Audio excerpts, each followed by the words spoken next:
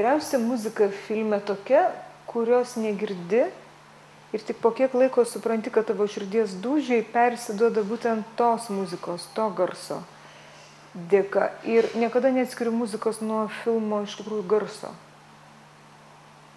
Labai svarbu tas duetas, garso režisierius, kompozitorius, tai susilieja į vieną.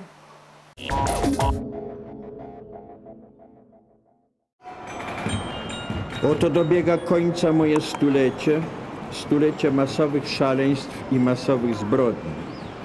Wydaje mi się, że my wszyscy i tutaj, w Europie i na innych kontynentach wkraczamy w okres, którego dwie główne cechy da się już teraz określić.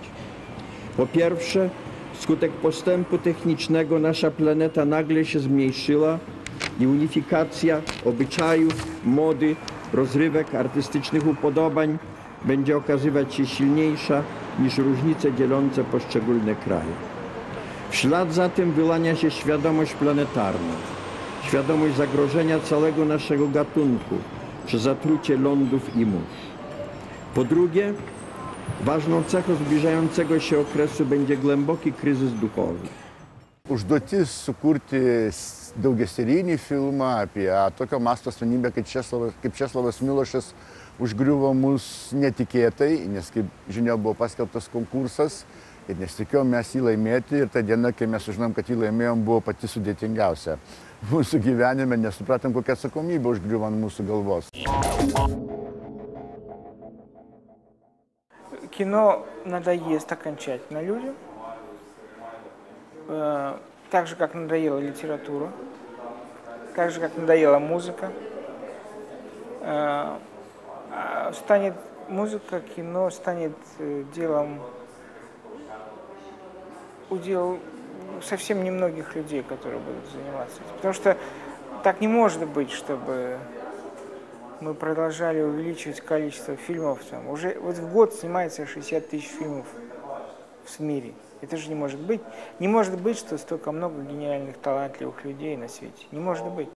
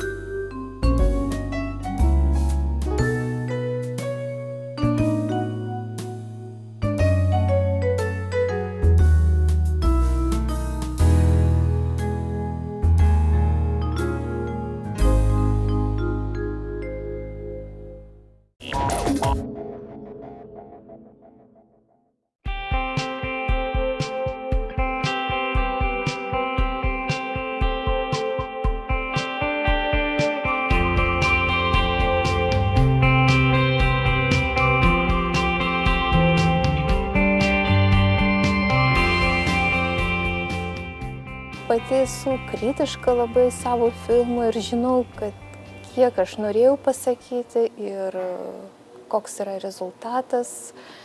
Kaip mūsų Šablevičius sakė, jeigu 10% liks nuo pačios idėjos filme, tai jau čia yra didžiulis laimėjimas.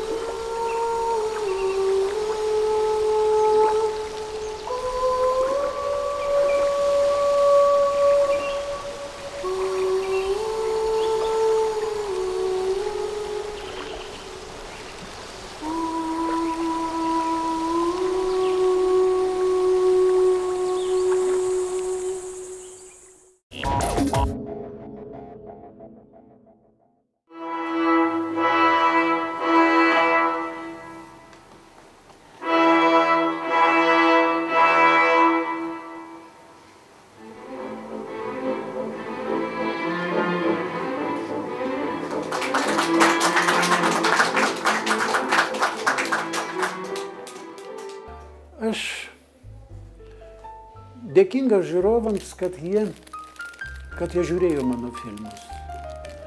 Mano filmai yra žiūrimi, buvo žiūrimi ir esą žiūrimi. Daugiausia žiūrovai peržiūrėjo filmą, tai Skrydį per Atlantą. Jis apie 700 000 žmonių, bet čia toks buvo ant ribos laikas. Verkus mantas labai daug žiūrovų. Gerų atsiliepimų aš turėjau. Turbūt kažką aš įdėjau, kad jiems patiko, jie ėjo, jie yra tokie savo kino, savo šalies patriotai. Ir viskas, ne viskasgi buvo gerai ten kine, bet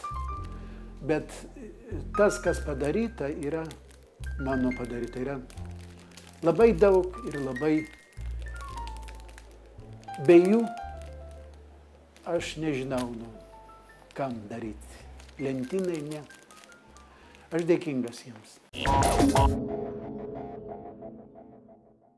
Кино все-таки это даже не литература, не поэзия, которую ты можешь, сел на пенек, разложил бумажку и что-то там такое, какие-то бессмертные строчки написал.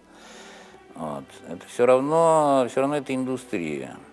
И даже заметьте, что со всем, что произошло со страной, исчезла и поэзия, и в общем исчезла и литература, то есть все те занятия, которые вроде бы никак с событием, происходящим в социуме, связаны не были.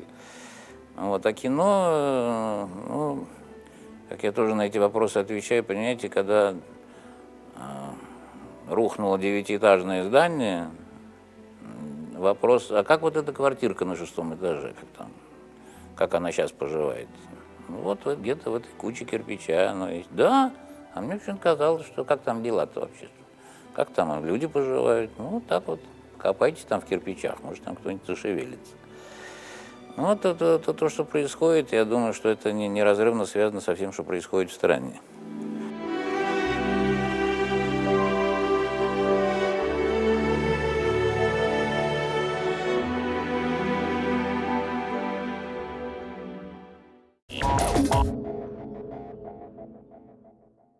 Jūs tikriausiai pastebėjote, kad mūsų laidoje atsirado naujų rubrikų.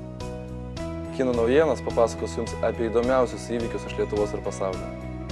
Rubrikoje Profesionalus kinas pagrindinės temas pristatys profesionalai. Žvilgsnis jaunimo akimis – tai rubrika jaunimui. Kalbėsime apie kino mėgėjų ir studentų kuriamas reklamas, videoklipus ir kitas vaizdo medžiagas. Ir pabaigai Marselio Prusto klausimynas. Lietuvos ir užsienio kino žvaigždės atsakys į tam tikrus šios rubrikos klausimus. Sunku išsirinkti vieną asmenybę. Aš neturiu tokių, kad vienintelė mane imponuojanti asmenybė. Nesakyk, neperšokęs. Devizų, tokių sloganų aš turiu daug. Vienas mėgstamiausių išgirstų ir įgytų dar studijų metais Sankt Peterburgo teatro akademijoje yra toks jezuitinis posakis krentantį pastumk. Bėk greičiau, šok greičiau, aukščiau ir nežiūrėk, kas už tavo nugaros. Kaip numirti? Kaip kovotojas norėčiau numirti. Ne kaip senis. Manau, kad laimė yra daryti tai, ką nori gyvenime, iš tikrųjų realizuoti save, bet jausti kvėpavimą, nes dažnai mes būna iš tikrųjų labai skubame, bėgame, darome, realizuojame savo idėjas, bet nespėjame pajusti to tokio kvėpavimo gyvenimo džiaugsmo. Tai laimė yra turbūt suvokti tai, ką darai, ką nori gyvenime ir tuo džiaugtis.